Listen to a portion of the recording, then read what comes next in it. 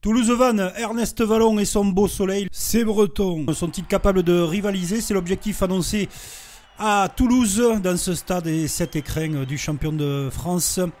Les Bretons vont se faire contrer. Le moins que l'on puisse dire, c'est que ça va être un vrai calvaire cet après-midi avec le ballon qui est contré par Graou. 5e minute de jeu. Les Toulousains vont se mettre en place très rapidement. Et regardez, Jack Willis qui part tout seul, tranquille, presque entre les poteaux. Le troisième ligne anglais ouvre le score pour les Toulousains. Jean-Noël Spitzer espérait beaucoup de cette rencontre. On a vu d'énormes progrès pour les Bretons face à Montpellier. Mais Toulouse va être impitoyable à domicile comme à son habitude. On ne parle même plus d'effectifs remaniés tellement ce groupe est costaud, solide. Jack Willis de nouveau dans ses œuvres pour retrouver un soutien en hauteur.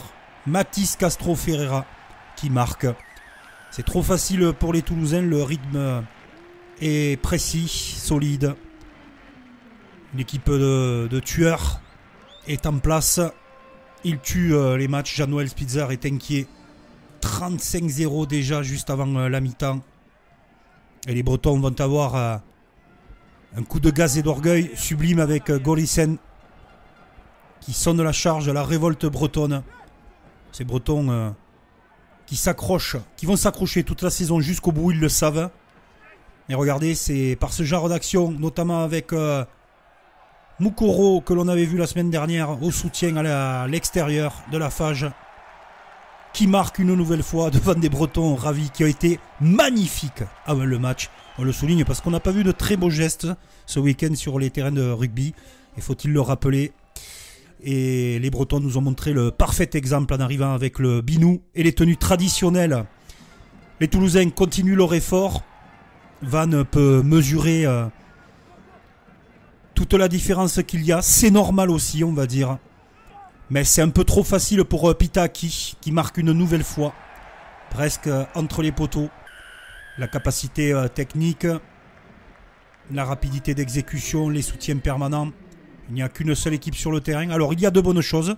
On va se nourrir également côté breton de ces actions de conservation et de Chistera merveilleuse. Il est à l'origine. Varnet, superbe Chisté à l'intérieur pour faire vibrer le public. Très applaudi. Les Toulousains saluent cet essai en connaisseur. Le public d'Ernest Vallon également. On a vu un mouvement magnifique. 49-14. Vannes brise ses complexes et joue bien cette action avec des passes d'eau. Le ballon qui vole de main en main. Et non, c'est pas Toulouse, c'est Vannes qui est capable aussi avec Tanavili de passer au contact après contact. On se régale. C'est open dans cette partie. En tout cas, la fierté bretonne de voir l'équipe ne pas baisser les bras. Mais Toulouse, c'est costaud, ça va très vite. Et regardez cet exploit individuel, magistral, du demi-mêlée international japonais qui va attendre patiemment le soutien. Capuzzo, les extérieurs. Et Rodrigue Netti, tel un 3/4 centre qui arrive. Il a fait l'effort de traverser le terrain. Rodrigue Netti, qui la semaine dernière avait fait un geste extraordinaire, une passe sur un pas. Ça a continué, passage de bras avec Gelon maintenant. On continue. Et Capuzzo, dans une superbe chevauchée en équilibre de Kinghorn, trouve la terre promise. Véritable démonstration de Toulouse face à Vannes. Jean-Noël Spitzer craignait ce déplacement. Mais l'essentiel est ailleurs pour les Bretons. Il va falloir cravacher, tenir le coup. Quant à Toulouse, ils marchent sur le championnat avec leur effectif plein de talent.